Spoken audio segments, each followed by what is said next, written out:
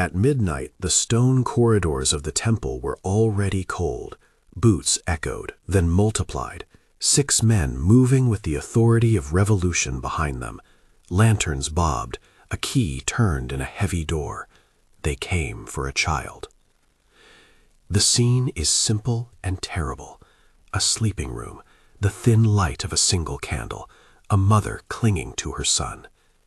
Marie Antoinette wakes to the sound of orders and the slam of feet.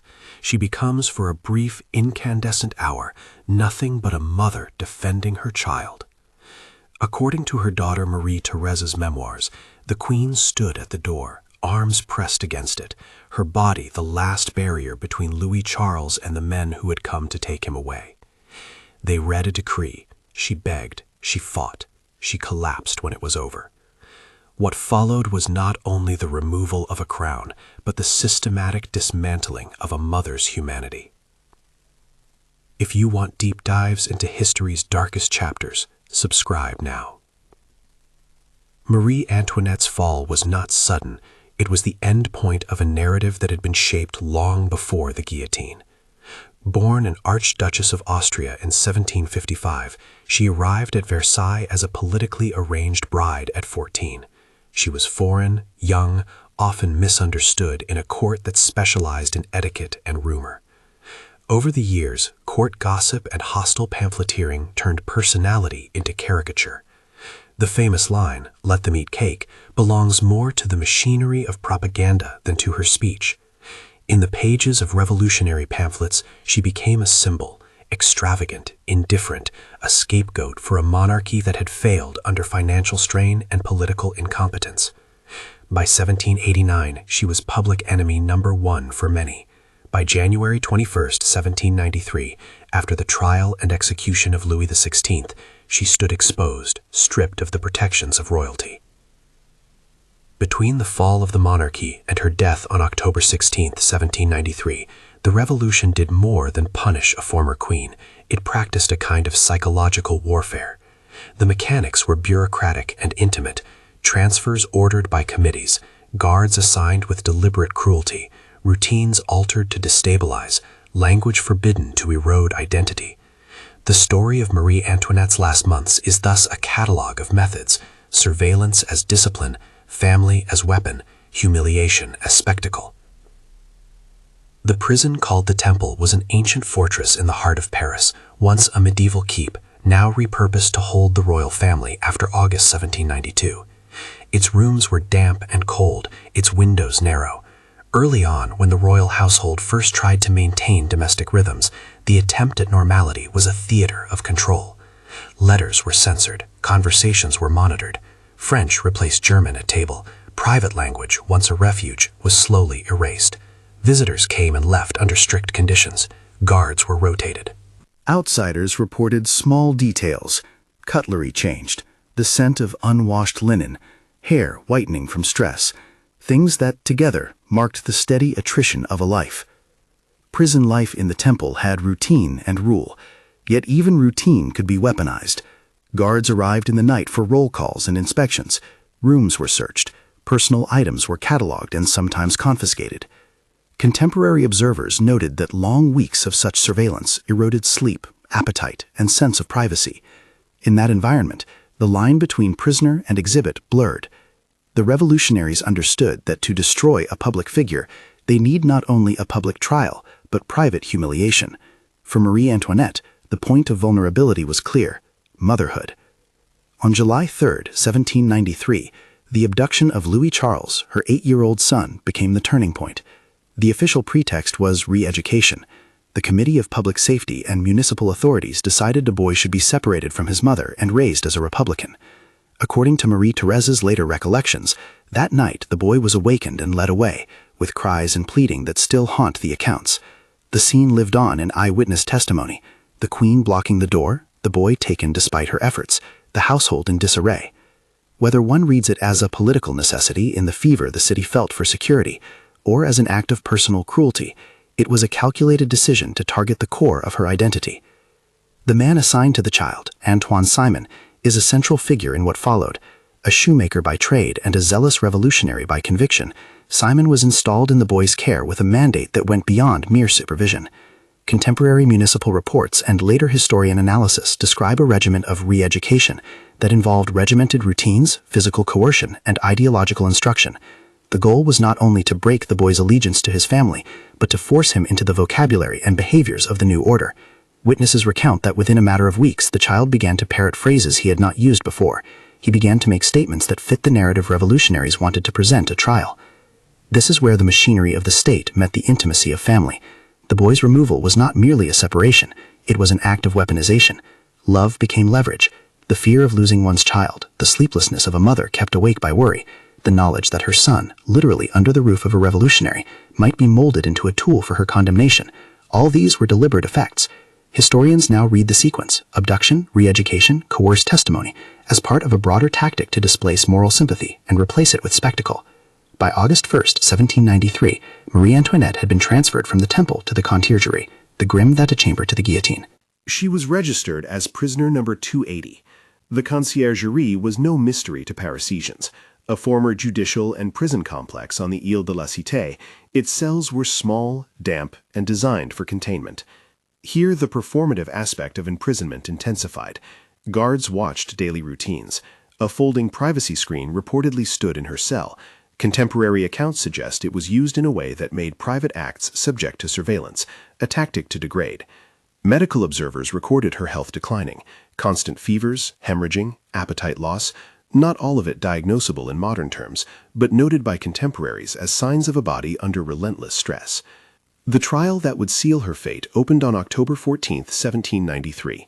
The Revolutionary Tribunal, presided over by men like Antoine Fouquier-Tinville as public prosecutor, had transformed justice into performance.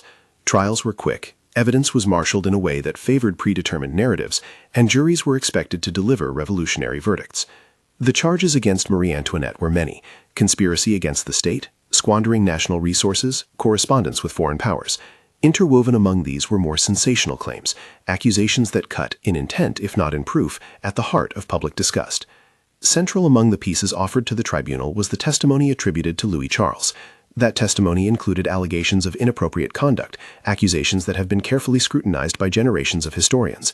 The crucial point is this: the boy's statements emerged under circumstances that modern scholars characterize as coercive. The municipal authorities, guards, and those around Antoine Simon had incentives to obtain a statement that would make the Queen's condemnation seem moral as well as political. Contemporaries noted that the child had been coached, that he had received punishment for resistance, and that the conditions of his care were designed to sever familial bonds. Historiographical consensus now treats the more lurid claims as products of a politicized prosecution rather than as verified facts. They were charges presented under coercive conditions. In the courtroom itself, the spectacle and the human intersected. Marie Antoinette's defense options had been constrained. She was allotted no counsel in the modern sense that could challenge the revolutionary machinery. When the Queen addressed the women in the courtroom, according to those present and later recorded by her daughter, she appealed to a common humanity. As Marie-Thérèse recalled, the Queen asked, "Is there among you a single mother who would not shudder at such an accusation?" The line landed not as a legal argument, but as a moral one. It made visible the heart of the trial. Was the state purging a political enemy, or shaping a narrative by destroying the social bonds that made her human? Those present remember the rigidity of procedure and the intimacy of accusation. The tribunal offered little time for emotional pleadings to sway jurors who had been schooled in the language of terror. On October 16th, less than a week after the trial, the sentence was carried out. The final hours are the part most often dramatized, and yet the truth, carefully told, is no less wrenching. In the Conciergerie, alone and watched, Marie Antoinette wrote a letter to her sister-in-law, Madame Elisabeth.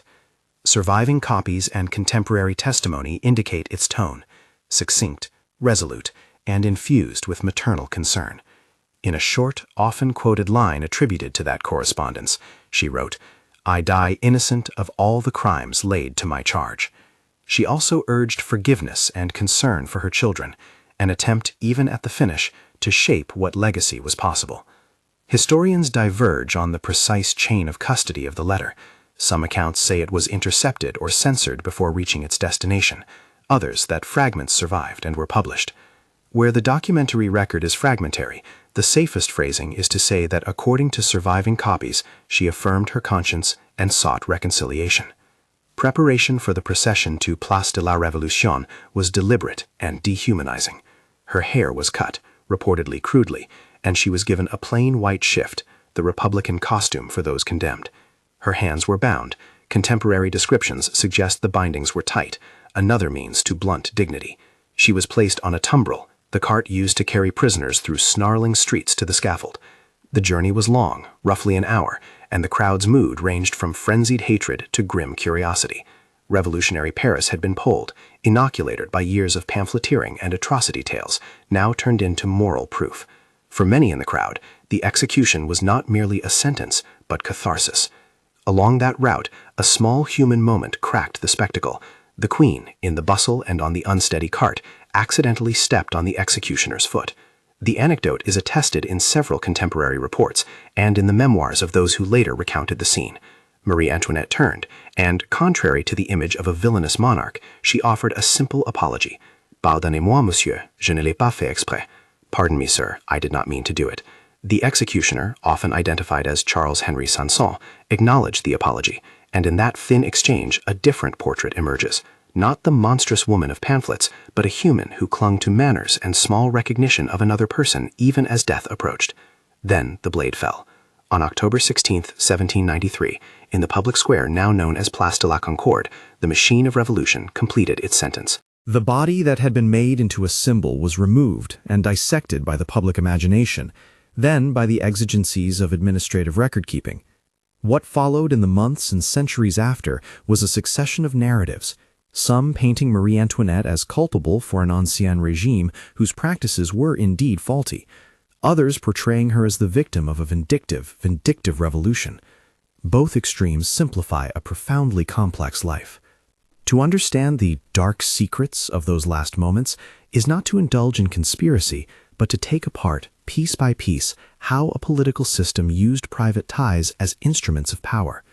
The secret is procedural, how a regime reconfigured law, care, and domestic space into a system able to manufacture incriminating testimony and public consent. The story is bureaucratic cruelty, files, decrees, assigned guardians, dictated routines, all of them ordinary in the machinery of state, extraordinary in their effect on a mother and her child. There are debates among historians about precise details. The accusation made against Marie Antoinette regarding Louis Charles, for example, remains one of those spears that historians test in the light of sources. The testimony came under conditions of surveillance and pressure. Municipal records and later historiography suggest coaching and punishment were used to elicit statements that fit political needs. Most modern scholars, when faced with the documentary record and the context of the tribunal, regard the more scandalous charges as products of a politicized prosecution. Where primary sources are clear, such as the registration of the Queen as prisoner number 280, the dates of transfer, and the presence of Antoine Simon as the boy's guardian, those facts can anchor our narrative. Where the record is fragmentary, historians apply inference cautiously and mark uncertainty. The psychological mechanics of what was done to Louis Charles are worth naming without sensationalism. Removing a child from his mother, subjecting him to a new authority figure with the explicit mission of re-education, exposing him to beating and isolation, and then presenting his statements as dispassionate evidence in a court, all this creates a legal fiction. The person on the stand appears to testify of his own accord, when in fact the testimony is the product of manipulation. It is a pattern repeated in other political contexts, where the state seeks to erase allegiance by replacing family ties with civic allegiance, using the most intimate bonds as leverage to secure compliance. And yet the human record pushes back. In the conciergerie and in the prison alcoves, the Queen's small acts of grace persist in accounts, brief prayers uttered at night, the folding of a handkerchief kept for no one but herself, the insistence on challenging a false statement with a simple moral appeal. Those gestures were not a defense strategy. They were the last residua of a private self pressed into public view. When she wrote to Madame Elizabeth, or when she addressed the mothers in the courtroom, she appealed to the only forum left to her, common humanity. What then is the legacy of those last hours? On one register, the revolution achieved what it intended, the elimination of a symbol and the consolidation of a new order, at least temporarily.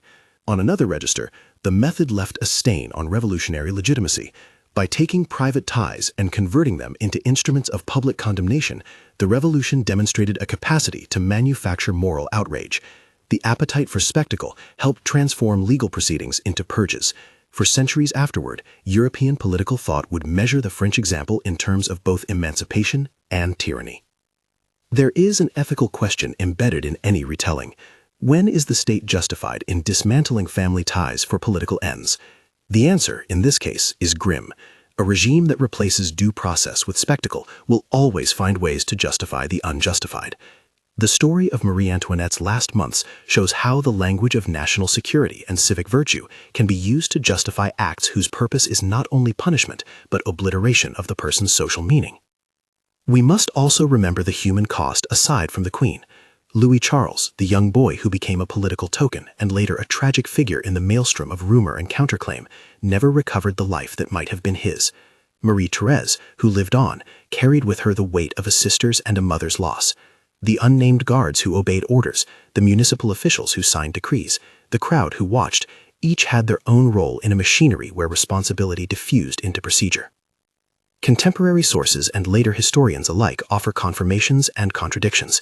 Where Marie Therese's memoirs provide vivid personal recollection, she was there as a child and later wrote with the scars of memory, we must treat them as first-hand, but subject to the inevitable framing of memory. Where court records and municipal minutes provide dates and formal actions, those are firm anchors. Where later recollections or polemical pamphlets make wild claims, historians tend to be cautious. The dark secrets, then, are not lurid conspiracies so much as the bureaucratic, intimate techniques of power. Removal, surveillance, coerced testimony, staged humiliation, and a public execution that turned private suffering into civic ritual. In the end, the smallest detail sometimes tells the largest truth. The apology on the cart, "Pardon me, sir," is a momentary reassertion of personhood against a spectacle designed precisely to strip it away.